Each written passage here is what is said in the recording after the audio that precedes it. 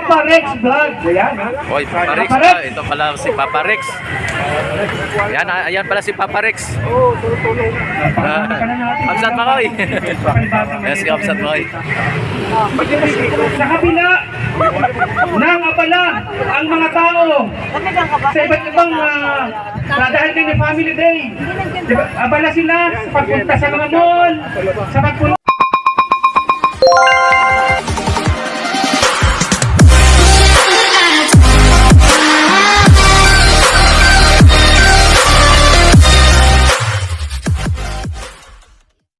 sa panonood ng sine, pamamasyal. Subalit mayroong ilang mga magigiting at nakabayang mayang Pilipino na nandito sa panunukan ng EDSA People Power Monument upang manindigan para sa katotohanan, katarungan at katuwiran ng lahi at ng lipunang Pilipino. Palakpakan niyo yung mga sarili. Tumingin kayo sa puno ng mangga na yun, nakikita niyo po ba? Yung mga bunga ng mangga, ganun lang yung bilang natin ngayon. Pero sa totoo lang, sa buong Pilipinas at sa mamayang Pilipino sa buong mundo, yung mga dahon ng puno ng mangga, ganun tayo kadaming naniniwala na dapat matalsikin kababayan sa pwesto o impeach itong si Vice President Sara Duterte. 125 million pesos ginastos lamang sa loob ng isang araw. Gano'ng katakaw o kagahaman nitong pangalawang Pangulo ng ating bansa. Kaya tayo nandito ngayon upang ipakita na tayo magsimula. Ito ang pinakauna makasaysayang pagkilos. Ngayong Enero 2025, ang grupo ng Bunyog, ng Magdalo, ng ilang mga makabayan block, ng mga loyalista, ng mga kakamping, ng mga dilawan ay nandito sa panulukang ito upang ipahayag ng ating mga damdamin na tayo ay ayaw na sa korap na Pangulong Pangulo. Talaga namang ayaw, hindi ka naman po kasi binoto. Bagsak si Sara. Ako po ay kakamping noong Enero, noong halalang nagdaan ng 2022. Tayo, mga kasama sa Magdalo at sa Bunyog, siyempre. Subalit, sa pagkakataong ito, ako'y nananawagan ating ingatan at protektahan ang ating Pangulo ng Republika ng Pilipinas na si Bongbong Marcos. Dahil kapag may nangyari sa kanya hindi maganda, naku po, balik na naman tayo sa mga madaling bahagi ng mga Duterte. Kaya ingatan natin siya at kailangang ipaglaban. Yan sa totoo lang ang Pangulo. Sabi ko kay Sara Duterte, putang ina mo. Saan mo na ang pagsasalita? Pero sa pagkakataong ito, sa mga kapatid, Oy, sama mo. Oy, sige, idol. Yan ang masabi ko sa iyo, Sara Duterte. Sa atin. Putang ina mo. Dahil hindi naman sa ganun kapal, magmumukha mo, Sara Duterte. Putang ina mo. Tututusin yung mabait. So, inahala natin masamang Pangulo pa rin mabait. Yan o. Di ba? Kaya pagtawag natin siya at ating siyang protektahan na walang masamang mangyari sa kanya. Dahil atak na atak sila yung Duterte na makaupo sa pwesto. Hindi natin papayagan yun dahil kinakailangan yun pa lamang. Tayo ay manawagan, patuloy, suportahan natin ang mga pagkilos simula ngayong January 18, meron pang January 25 at January 31 dyan sa EDSA Shrine. Magsama-sama pa rin tayo. Patuloy tayong mag-organisa, kumilos sa ating mga komunidad at kayain natin sila na ipahayag ang kanilang mga damdamin lumabas sa mga lansangan at magdarating din ang panahon, magwawakas din ang paghahari nitong Sara Duterte sa ating bansa, itong mga Duterte sa ating bansang Pilipinas. Kaya maraming salamat sa inyong lahat. Unuulit ko, hindi ako maka-BBM. Pero sabi ng ating Pangulo nung nakaraang SONA, bago siya matapos sa SONA niya, sa talumpati, patuloy tayong lumaban sa mali at masama. Natatanda niyo, sinabi niya yan. At ipaglaban natin ang tama at mabuti na siyang ginagawa ng bawat isa sa inyo ngayon na nandito. Kaya tayo patuloy na lumaban sa tama at mabuti at laban natin ang mali at masama itong mga Duterte. Isulong natin ang isang libo ng mga Diyos, mga tao, mga kalikasan at may patayong namitiing makabayan na may pagkakapantay-pantay na perspektiba. Maraming salamat at pagbuhay kayong lahat. Sara Duterte! Sara Duterte! Sara Duterte! Maraming salamat. Pagbuhay kayong lahat. Pagpalain kayong kayo ng may kapal. Sara Duterte! Sara Duterte! Yan mga vlogger, I see Palerista. Paler, nandiyan ka na ba? Kung wala pa si Paler, si AJ na lang muna. AJ, ikaw na, halika na dito. Okay, palakpakan po natin. Ang kasama po natin si Sir AJ na magbibigay naman po ng mensahe tungkol po sa kung ano po ang ating gustong ipaabot sa sabay ng Pilipino. Palakpakan po natin ulit. Magandang hapon sa lahat. At natutuwa ko, no, ang dami din natin dito, no. Ito yung isang pagkakaisa ng mga iba't ibang kulay sa politika. Dahil meron tayong common na objective. Ito ay ang ma-impeach si Sara Magdanakaw.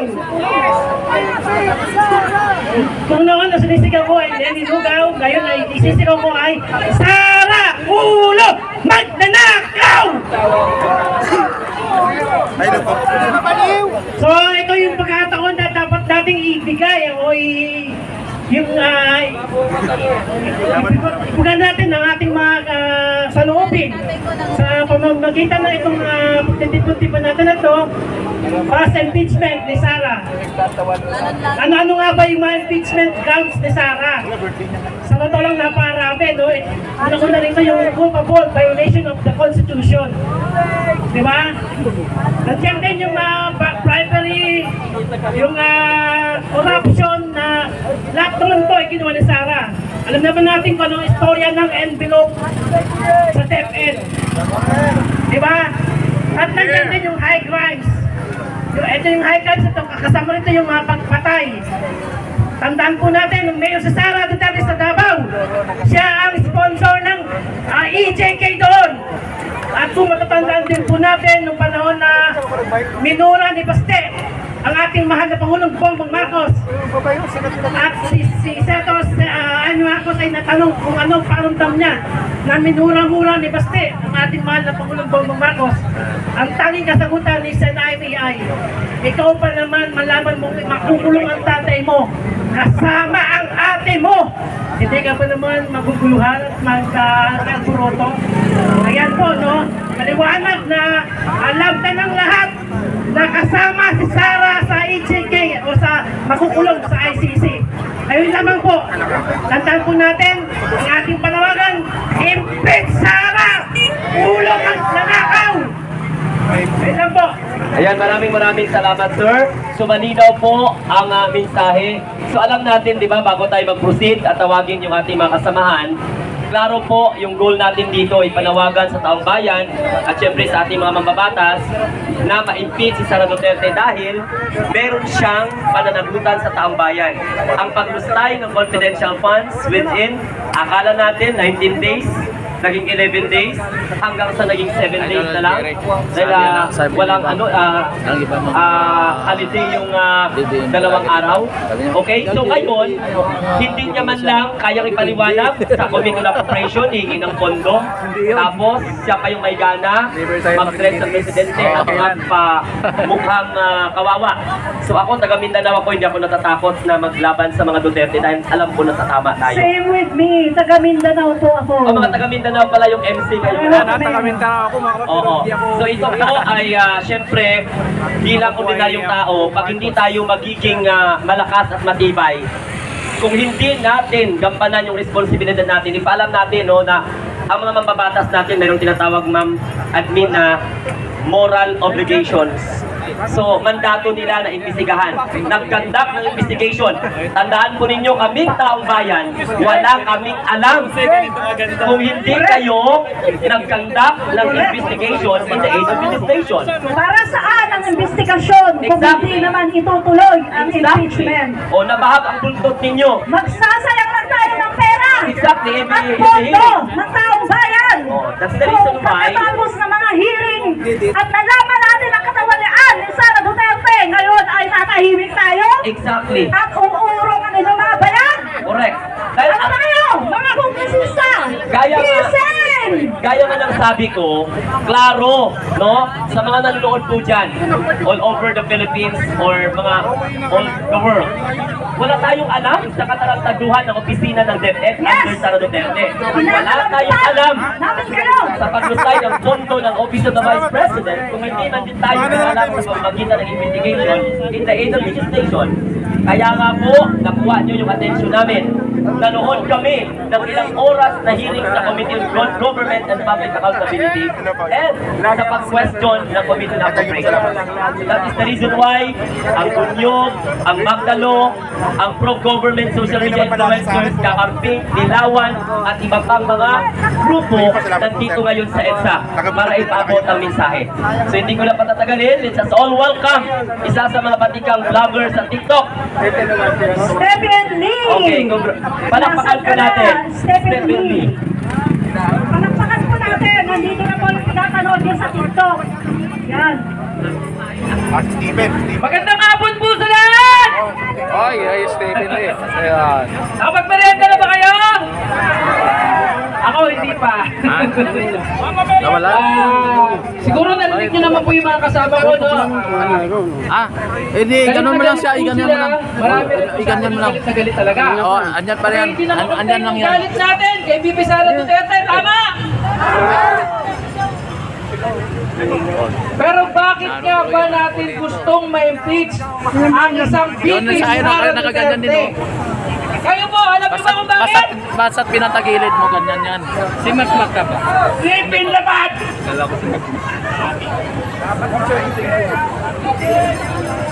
Mayroong mga aligasyon ng pagnanakaw!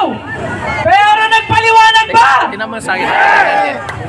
Hindi, May mga aligasyon na mamamatay tao! Tama, meron wala! Maganon yan. Babalik diyan, babalik. Nakita niyo bang may pinagbantaan? Babalik din pag ano. Sino ang pinagbantaan? Ang Pangulo ba? Si Binti. Ay kayang protektahan ng sarili? Oo, hindi! Hindi, ganyan lang yan. Kaya! Pero paano ang mga taong bayan? Gusto niyo ba may vice presidente? Gumagana yan. Paggalit sa inyo, Kalay mo. papatayin na lang kayo. Tingnan mo yung... Gusto niyo ba yung ganun? Ayan o, yung oras nyo. Ako po, para sa Gumagana. kaalaman nyo, ang pamilya ko po talaga yung mga loyalista. Pareho- Ako ay pareho pro tayo, ganun, PBBM ganun din. sa'yo, ganun. Pero nang mabuo ang unity team, Gumagana yan. una ako napansin sa kampo ni BP Sara Duterte. May bumoses si Mami Peg. Oo, kasi alam nyo, kapos sila. Kapos sila sa mga nagmomobilize na may itsura. Tama muli! Kaya ako'y tumulong doon ng buong puso. Kahit na kay dating Pangulong Tigong, sukang-suka na ako. Pag inanon- Sabi ko, iba itong anak. Ikaw, Kasi ikaw, totoo ano? naman eh, nagpakita talaga na hindi siya basta-basta Ikaw. tumitiklop sa amin. Dyan. At isa pa, Pa rin, dito pa rin. talagang magagawa kong suportahan siya. Sino ang nakiusap? Ang Pangulong Bongbong Marcos Jr. Di ba sinabi ba ni BP Sara? I love you, Bongbong.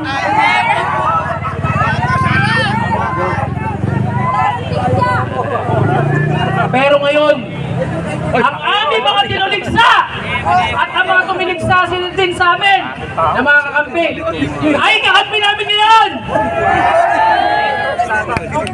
Hindi perfecto si Bongbong Marcos! Hindi rin perfecto si Leni Robredo! Pero sana, talaga kayo mga masasamang tao! Yun, yan. Ang yabang-yabang nyo sa social media! Ipaganyan mo muna. Agila! Tapos Sisiw! Yung BP Sara nyo! Kung nakadrawing kayo! pagka Agila! Bubulagin ang mga buhaya sa Kongreso. Kung talagang matapang si BP Sara Duterte, bakit di siya umarap? Isa siyang abogada, hindi ba? Napakagaling ni Congressman Marcoleta. Bakit hindi niya gawing abogado sa impeachment, hindi ba? For president niya eh. For president, di ba? Ha? Yung kamatis, na may malag sa kamatis. Eh bakit nangangamatis yung mukha niya nung nasa EDSA? Oo. Kala niya ha, tatakotin niya tayo sa Iglesia ni Cristo. Naniniwala tayo na dapat irespeto ang ating mga kapatid sa Iglesia. Sabi nga nila, magkaisa Huwag mang isa. Pero marami din doon ang nakaramdam ng pang-iisa. Bakit? Ang ipinangako, ano ang pinangako? Kapayapaan, hindi ba? Tama, kapayapaan. Pero meron palang nangampanya doon. Ha? Ilang buwan, mga isang buwan yata o ilang linggo. Palaging sigaw ng mga pro-PBBM vloggers. Hina-hijack ang inyong rally. Anong ginawa nyo? Last minute, dun lang kayo nag-warning. Pero may ginawa ba kayo? Ha? May ginawa ba kayo na natapos na? Sige, dumako tayo sa pangkapayapaan. Sabihin na natin totoo, pag dumaan sa isang impeachment process, si VP Sara, dahil may mga supporters din siya, lalo na sa inyo sa iglesia, dahil susunod kayo sa inyong pamunahan, magkakagulo. Pero hindi rin ba pagkakagulo ang gusto nilang mangyari na mag-aklas sa pangunguna ng mga military laban sa Pangulong Bongbong Marcos Jr.? Hindi ba magulo rin yun? Pero umakyat pa sa entablado si Marcoleta at nangako bilang isang kandidato na malapit sa mga Duterte. Pinapangako ko, pakikiusapan ko sila na hindi na manggugulo, hindi na makikiusap sa mga militar. May narinig pa kayong ganon? Yan. Oo, di ba? Alam na alam nyo po, alam na alam din po namin, maiingay ang mga pro-PBBM vloggers. Kanina ka pa? Maiingay ang mga kakampi vloggers. Pero wala nang mas magulo pa sa mga DDS vloggers. Tama? Tama! May nakita ba kayong ganitong muka na nagbanta laban sa kanila? Meron? Oh, si Kaptado, pinagbantaan kaming lahat. Papatayin daw kami. May namatay pa ba? Wala! Meron! Si amigo ng bayan, sabi nila, business related. Pwede nga naman, bakit nga naman hindi? Pero nasaan pa si amigo ng bayan? Hindi ba maganda Nasa Davao. na magkaroon din ng investigasyon doon ang hindi mga taga Davao? Tama o mali? Hindi po natin alam kung anong tunay nangyari. Pero mas maganda kung may mag-iimbestiga na hindi mga taga doon. Kasi kung merong posibilidad kahit na kaunti na ang isang tao na nagpapahayag ng kanyang damdamin laban sa isang politiko ay walang awang pinapatay ng ganun-ganun na lang. Sino pa ang lalaban para sa ating bayan? Diba? Matatakot ng lahat. Kaya dapat suportahan nyo ang aming panawagan. Impeach VP Sara Duterte now! Ito ay proseso. Hindi nangangahulugan na pag siya ay sumalang sa impeachment, siya ay matatanggal na. Siya ay pwedeng lumaban.